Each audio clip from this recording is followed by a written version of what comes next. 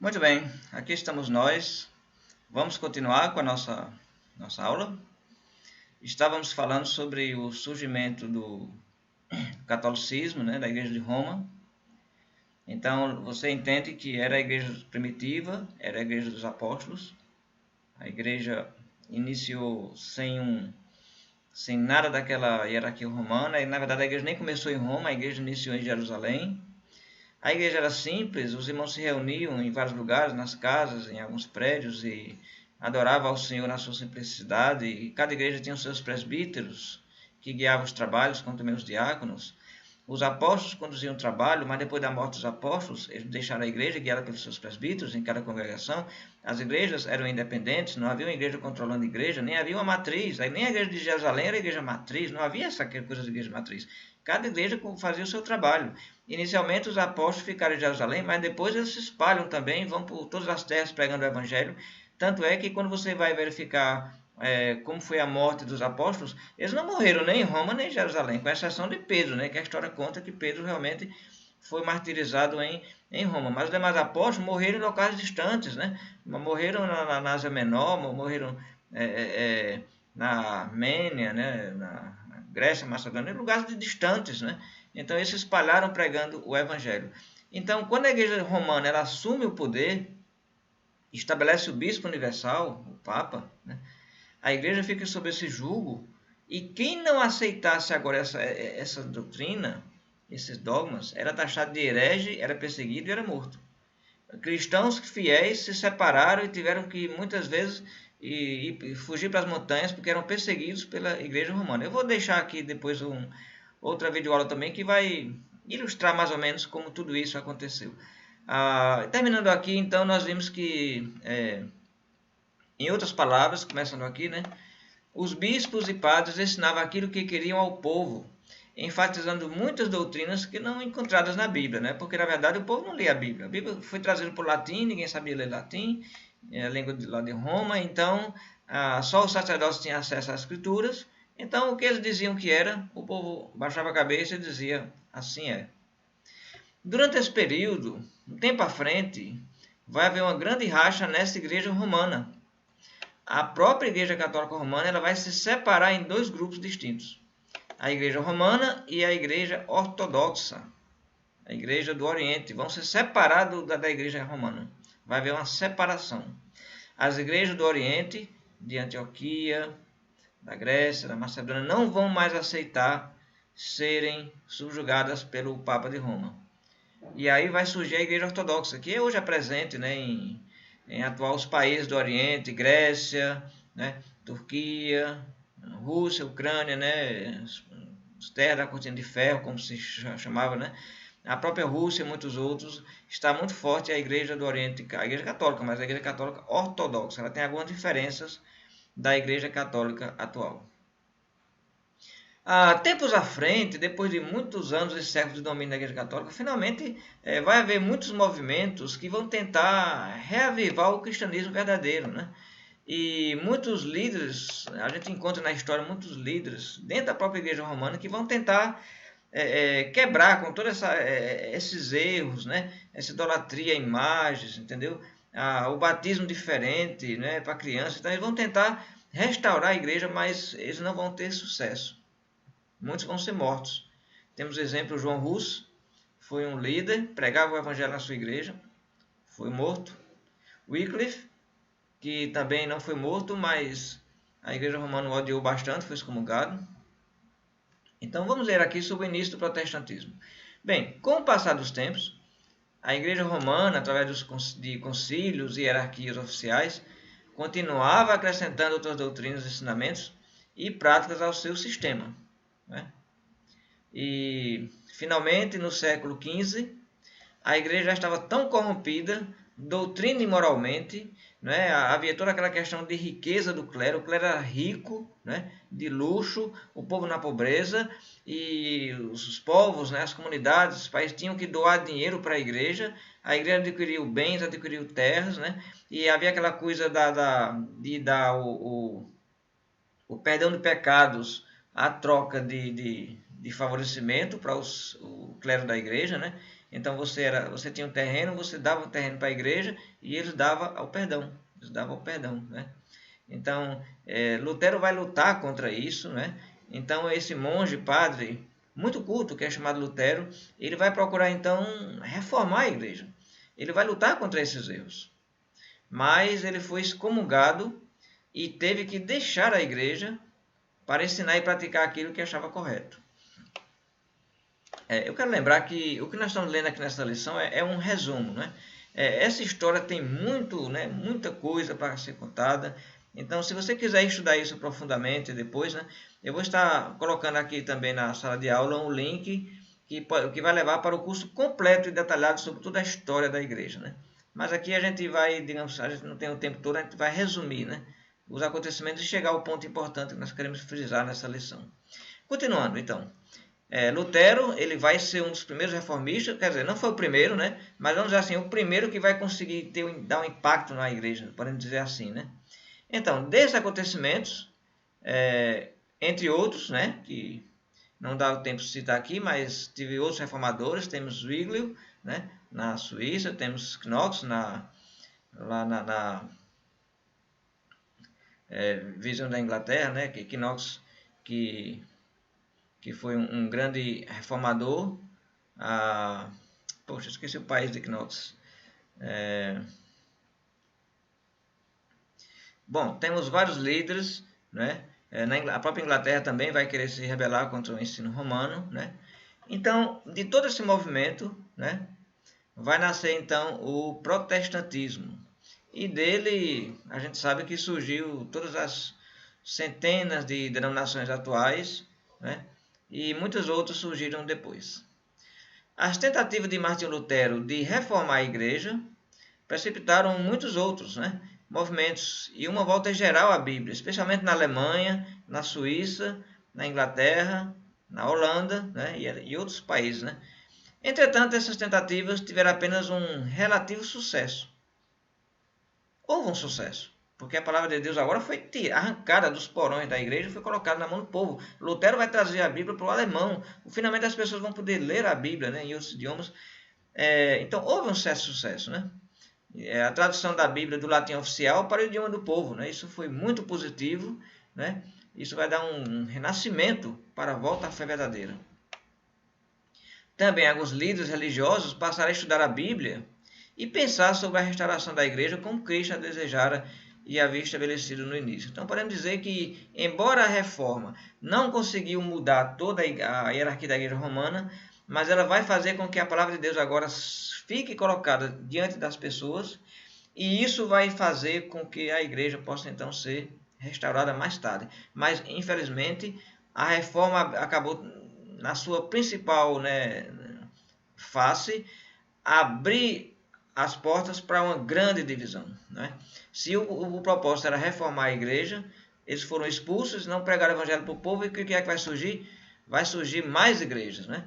Então, outras igrejas vão surgir independente da igreja católica, e aí vai começar uma grande divisão. Já era uma divisão, né? A igreja romana é uma divisão da igreja original. Mas agora, essa divisão, vamos dizer que ela vai aumentar grandemente, né? Com o surgimento de várias igrejas. Então, vamos falar agora sobre a igreja restaurada. Eu tenho aqui um gráfico que vai mostrar, temos aqui um resumo em gráfico da divisão da igreja. Então vamos lá. O que é que nós estamos estudando, né? Deixa eu ajeitar aqui esse gráfico para cá, pronto. Veja bem, a igreja primitiva, né, que nós estudamos, começou com a igreja dos apóstolos. Os apóstolos profetizaram que ia haver um desvio, falsos mestres, falsos profetas, isso se concretizou, né? Tivemos um desvio, e aí surgiu a igreja romana, que vai se dividir depois, né, no ano 1054, na igreja ortodoxa grega e na igreja católica romana. Da igreja romana vem a reforma, e da reforma surgem mais igrejas, né? Tivemos a igreja luterana, presbiteriana, anglicana, que dela vem os metodistas, pentecostais, batistas surgem também, depois adventistas, testemunhos de Jeová, mormons, né? Então há uma grande divisão crescente. Então vamos agora falar sobre a restauração. O que é a restauração? Restauração é o trabalho de homens dessas divisões para, repare a seta aqui, voltar a ser a igreja primitiva. Não é um trabalho para começar uma nova igreja. Não se pode começar uma nova igreja. A igreja já foi fundada por Jesus. O que se precisa é retornar e restaurar essa igreja. Então, entenda que esse é o trabalho da restauração. O que é restaurar? Restaurar é você trazer algo de volta ao seu estado original. Então, se eu tenho um quadro que está todo manchado, eu vou fazer um trabalho de restauração, eu vou limpar, eu vou fazer com que ele fique como ele era, como ele foi pintado. Se eu tenho um carro velho acabado e eu quero restaurá-lo, eu vou ajeitar ele, mas eu vou manter o padrão dele da maneira como ele era, do mesmo modelo, como ele era, como ele foi adquirido. Então, restaurar é trazer algo de volta, né? Eu estou gravando aqui de Recife. Aqui em Recife nós temos, por exemplo, a cidade de Olinda, né? Olinda é um patrimônio histórico e tem muitas casas antigas da época do Império. Se você comprar uma casa dessa, ela é tombada pelo patrimônio. Você não pode alterar, mudar o modelo dessa casa. Você não pode construir o primeiro andar, fazer nada disso. A casa, o seu azulejo tem que ficar do jeito que é. Se você fizer uma mudança, você vai ser atuado pela prefeitura. Você vai ter que deixar como estava. Você vai ter que restaurar. Então, tudo tem que ser preservado do jeito que era. Então, assim é que é para ser com a Igreja de Jesus. Então, o trabalho de restauração foi o trabalho de retornar à Igreja primitiva. Vamos ler um pouco sobre esse trabalho. No século XVIII e XIX, muitos líderes e membros de diversas denominações, luterana, batista, anglicana, reformada, presbiteriana, metodista, puritanos, e podemos seguir mais a lista, né? Se cansaram dessas divisões na religião. Pouco a pouco, eles começaram a deixar os seus erros doutrinários para se voltarem mais integralmente aos ensinos bíblicos. O desejo deles, entenda, não era iniciar uma denominação, mas sim voltar à igreja primitiva do Novo Testamento. Vamos citar aqui um desses líderes, Dr. Alexander Campbell. Ele escreveu um artigo na revista evangélica da época, né, de Christian Baptist, né? Cristianismo Batista. Veja o que ele disse aqui. Eu não tenho nenhuma ideia de acrescentar ao catálogo de novas seitas. Trabalho para ver o sectarismo abolido. O que é o sectarismo? A divisão abolida. E todos os cristãos de todo nome unidos no único alicerce que foi fundada a Igreja Apostólica. Esse trabalho que ele estava dizendo aí é exatamente esse trabalho que nós defendemos. Desde então, o apelo de restaurar o cristianismo puro e perfeito no Novo Testamento tem sido divulgado cada vez mais em todas as partes do mundo. Então, isso está acontecendo. Você precisa entender que isso é uma realidade, isso não é um sonho. Isso está acontecendo já há muito tempo. Milhões de pessoas têm deixado os ensinamentos de homens, de denominações, de regras, tradições, doutrinas, para serem simplesmente cristãos e membros do corpo de Jesus Cristo, tendo a Bíblia como seu único credo. Entende isso aí? Pessoas de todos os lugares estão deixando as divisões, suas placas, suas logomarcas, para serem apenas cristãos e se reunirem apenas como Igreja de Cristo, restaurando. Isso é o trabalho de restaurar, restaurando a igreja. É isso que nós estamos ensinando aqui. Vamos restaurar a igreja pura do Novo Testamento. Entenda uma coisa, eu acho que eu já falei isso, mas eu vou repetir. Pela lei, qualquer pessoa tem o livre-arbítrio e o direito de abrir uma igreja como ele quiser, onde ele quiser. A lei dá esse direito. Preste atenção, a Bíblia não. A Bíblia não lhe dá esse direito, não lhe dá esse direito a mim de sair abrindo igreja. Primeiro porque a igreja foi aberta, já foi fundada. Já tem um fundador, Jesus é o fundador. Então nós temos que voltar e estabelecer essa mesma igreja, da qual não é você que inicia, que é o dono da igreja. Jesus é o proprietário da igreja. Você e eu somos responsáveis em manter o padrão da igreja primitiva conforme está registrado na Bíblia, no Novo Testamento. É assim que tem que ser. Então, se você quer pregar o evangelho em sua localidade, não pense em inventar uma igreja.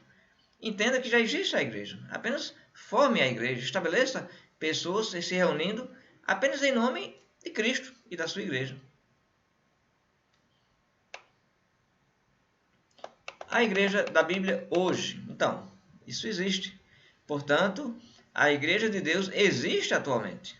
Você pode perguntar, mas você quer dizer, você está dizendo que aquela igreja primitiva da época dos apóstolos existe hoje? Sim, claro que existe. É só manter o mesmo padrão, o mesmo ensino dos apóstolos. Você não tem a Bíblia? Você tem a Bíblia, o Novo Testamento. É só manter o que está lá. Não inventar nada, não se apegar às doutrinas e tradições, manter o que está presente. Eu sei que ele vai ter problemas, talvez, de interpretação em alguns pontos, mas é possível restaurar a igreja. Portanto, a Igreja de Deus existe atualmente em quase todas as nações do mundo, como existia no tempo dos apóstolos e através dos séculos. Em todas as épocas, indivíduos e grupos seguiam sinceramente a palavra de Deus, tentando ser apenas cristãos. Entretanto, não é necessário constatar a sua existência contínua para saber que a Igreja original de Jesus existe hoje.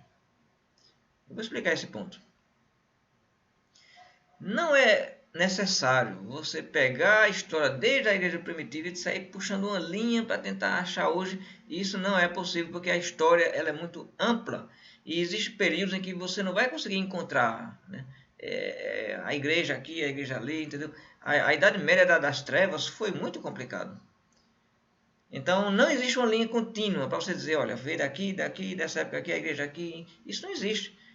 Isso não existe. Não é preciso fazer isso. Basta pesquisar o esquema bíblico e confirmá-lo, comparando com a igreja atual, pois o plano de Cristo para a sua igreja se encontra em muitas passagens. Né? Temos, por exemplo, 2 Pedro, capítulo 1, versículo 3. Eu vou abrir aqui, vamos ver aqui essa passagem.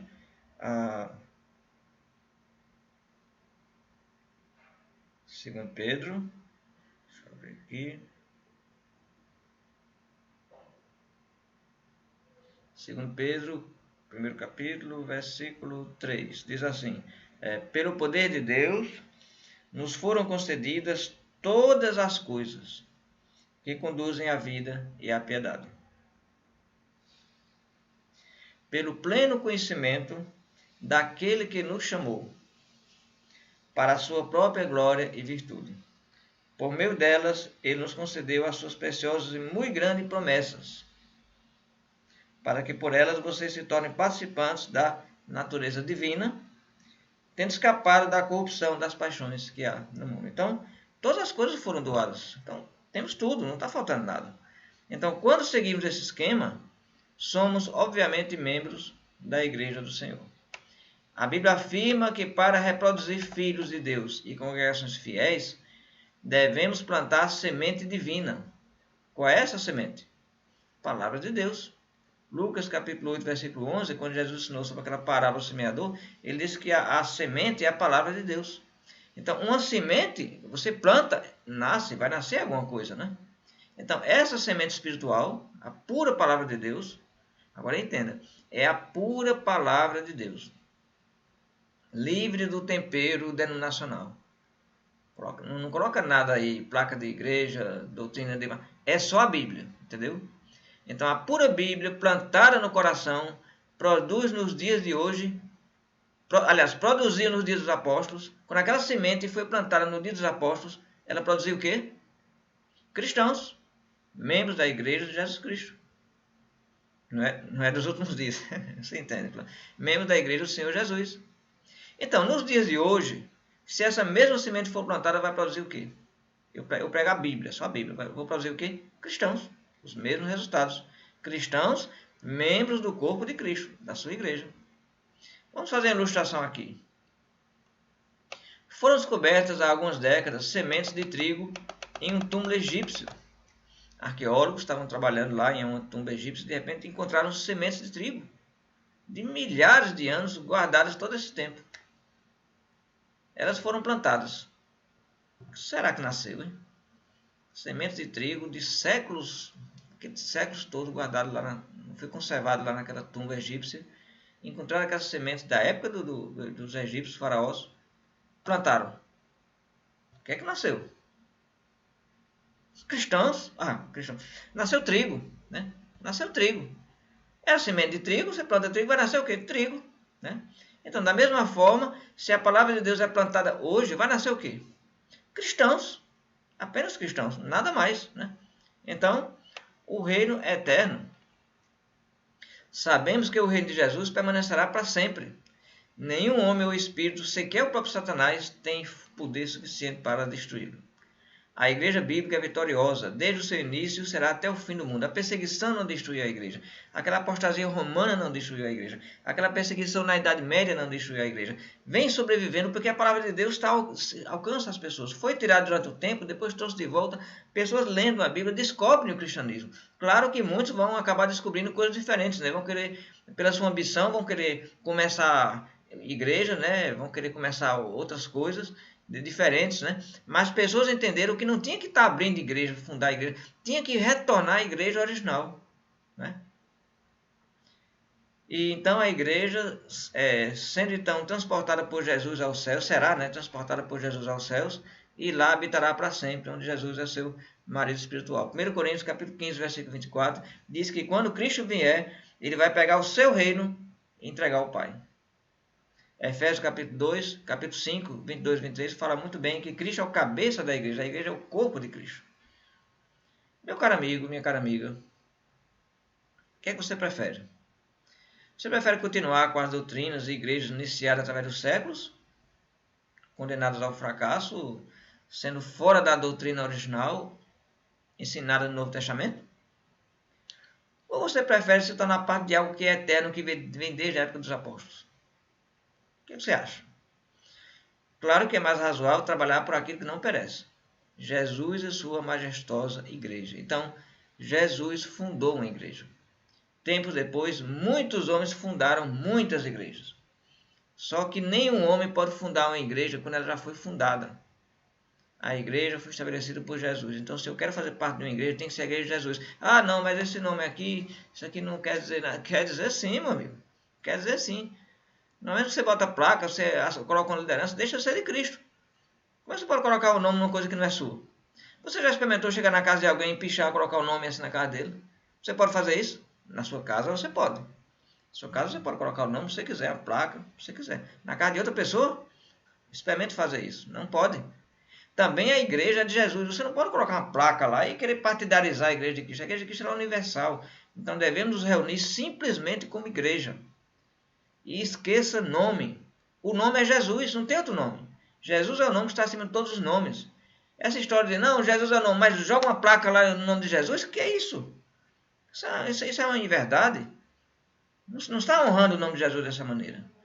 Então nós convocamos a todos, vamos ser apenas cristãos. Vamos seguir somente a Jesus. Busque pessoas que se reúnem somente em nome de Jesus e que têm apenas a Bíblia Sagrada como credo. A igreja passou por toda essa história e se você desejar estudar mais sobre isso, eu vou estar deixando um link onde temos um estudo bem mais profundo e detalhado com todos esses acontecimentos, né? O estudo da história da igreja realmente é um estudo muito bom, muito enriquecedor, para que nós possamos realmente compreender, né, toda essa divisão religiosa e como podemos viver em relação a isso. Mas o que nós estamos dizendo é isso, né? Vamos restaurar a igreja pura de Jesus. Vamos nos reunir como simplesmente a igreja do Senhor Jesus. Onde você estiver, nas casas, em algum lugar, chama pessoas, vamos ser apenas cristãos. Que Jesus te abençoe hoje e sempre. Amém.